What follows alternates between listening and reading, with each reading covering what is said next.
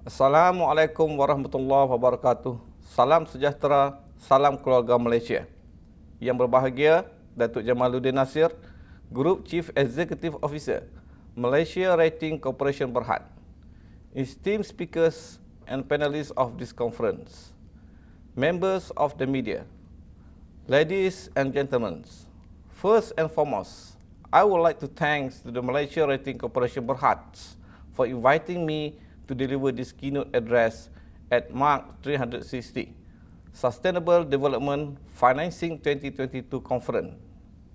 It is a great honor and privilege to address all of you today on the topic of sustainability, which is by far one of the most pressing challenges facing humanity and our civilization today.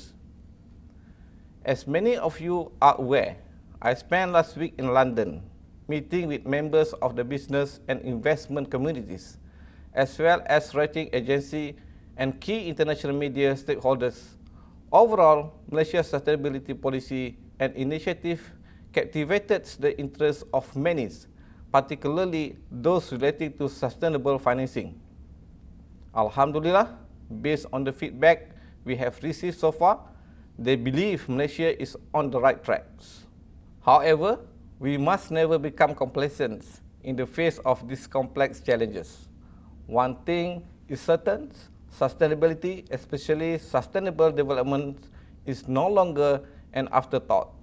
The recent floods, for example, serve as a stark reminder of the physical threat that climate change poses to our people's life and safety.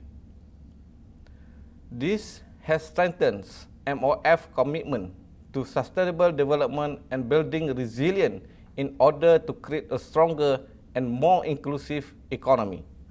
While much remains to be done for Malaysia to meet the UN Sustainable Development Goal (SDG), we have made significant progress, particularly in areas such as poverty eradication, public health and well-being, as well as quality education.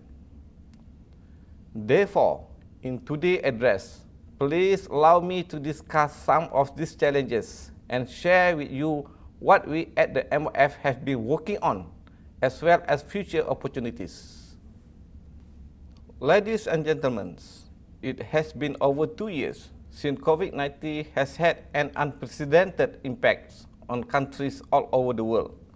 According to the IMF, the pandemic will cost the global economy $12.5 trillion through 2024, where governments around the world have spent more than $20 trillion in fiscal stimulus to cushion the impacts. Malaysia, like the rest of the world, reacted swiftly to the twin health and economic crisis. We took bold steps implementing 8 stimulus packages totaling more than 530 billion ringgit, as well as 2 historic expansionary annual budget to protect the life and livelihood of the people, ensure business continuity, and support the economy. All these have supported our economic growth, which increased by 3.1% in 2021, compared to a contraction of 5.6% in 2020. In near term, I want to emphasize that Malaysia is firmly in recovery mood as our international border reopen and we gradually enter the endemic phase of COVID-19 beginning April 1st. Overall, this will support the growth momentum this year, where we are on track to grow at a rate of 5.5 to 6.5%, in line with the forecast by both the World Bank and the IMF. However, we must acknowledge that the pandemic and the resulting socio-economic crisis have not only caused much pain but have also hampered global effort to achieve the 2030 Agenda for Sustainable Development, which Malaysia has also adopted. It has exposed social fault line and widened social gap as millions lose job, income, as well as health issues, which are burdening our public healthcare system. It pushed millions into extreme poverty and hunger, putting millions of lives in jeopardy.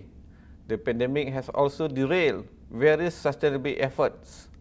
Worse, various issues is slowing the economy, including new COVID-19 variants, labor market and supply chain challenges, and rising inflationary pressure. Developing countries and vulnerable groups have been hit the hardest. Developing countries which face higher interest rate and service fee are struggling to service the debts. Many are also using public funds for debt repayments. And all this is before the ongoing Ukrainian and Russian conflicts, which have already disrupted major supply chains and may disrupt the global economic recovery. In order to achieve our economic recovery goal, we must take advantage of the crisis to strengthen our economic foundations. To rebuild our economy better and stronger than before the pandemic, we must embed and embrace sustainable development principles. The 11 Malaysia Plan and the 12 Malaysia Plan both sow the seeds of mainstreaming sustainable developments. Our measures in Budget 2021 and Budget 2022 are also strategically aligned with the UN SDGs. A holistic and inclusive recovery can only be achieved if sustainability is the core of our post-COVID strategy. Ladies and gentlemen, there can be no recovery without sustainability, and there can be no sustainability without recovery. This is why the MOF, in collaboration with the other regulatory bodies, such as Bank Negara Malaysia and Seri, has been developing a comprehensive framework for sustainability with the goal of establishing Malaysia as a sustainable financial hub. We have pursued aspects such as SDG tagging of development expenditure, the establishment of the MARC360 Trust Fund, the introduction of the Sustainability Sukuk, and government green procurement through the Integrated National Financing Framework. In terms of public finance, beginning with the Budget 2021, we have aligned our budget measure with the SDG in order to fund SDG-related projects. According to the UN, Malaysia is one of the 10 countries in the world that has fully aligned its national budget with the SDG. This reflects the government's unequivocal commitment to doing so right away. Our Prime Minister, Yang Amat Berhormat Datuk Seri Ismail Sabri Yaakob, recently established the Malaysia Sustainable Development Goal Foundation, or MARC360 Foundation, which will manage the MARC360 Fund in collaboration with the UN. To advance Malaysia's sustainable development agenda, the private sector and other parties can contribute to the funds. With key measures, such as the establishment of the Voluntary Carbon Market (VCM) by Bursa Malaysia, matching grant via a low carbon transition facilities to encourage SME to embrace sustainable practice, and allocating 450 million ringgit for initiatives such as nature conservation and ecological fiscal transfers. MOF took bolder steps towards facilitating and financing the sustainability development agenda in Budget 2022. I am also pleased to announce that we will be issuing our sustainability sukuk of up to 10 billion ringgit later this year to fund projects focusing on socio-economic and environmental sustainability. The sustainability sukuk main goal is to direct funds towards recovery initiatives that also build long-term resilience. In addition to these high-level policy initiatives, there are other key supportive initiatives, such as Joint Committee on Climate Change of the Security Commission and Bank Negara Malaysia to build a climate resilient in Malaysia financial sectors. Bank Negara Malaysia has also been proactive, releasing the value-based intermediation financing and investment impact assessment frameworks on palm oil, renewable energy, energy efficiency, oil and gas, manufacturing, construction, and infrastructure in 2021, as well as the climate change and principle-based taxonomy. SC2 has issued the Sustainability Responsible Investment Taxonomy, which will be finalized by this year. Collectively, this initiative will help Malaysia achieve its goal of becoming a net zero carbon nation by 2050. Ladies and gentlemen, it is clear that the MOF and its agency have paved the way for sustainable development financing. In living up to the whole of the nation concept, I am confident that the financial sector will contribute to the success of the nation's sustainability journey. To that end, three key factors must be prioritized. Firstly, we must all work together to ensure that funds for sustainable development are available. Financial institutions, as the lifeblood of the economy, should embrace the sustainability agenda and deliver their commitments, whether through financings or through their operation and CSR initiative, such as prioritizing vendors and partners who also commit to the sustainability agenda.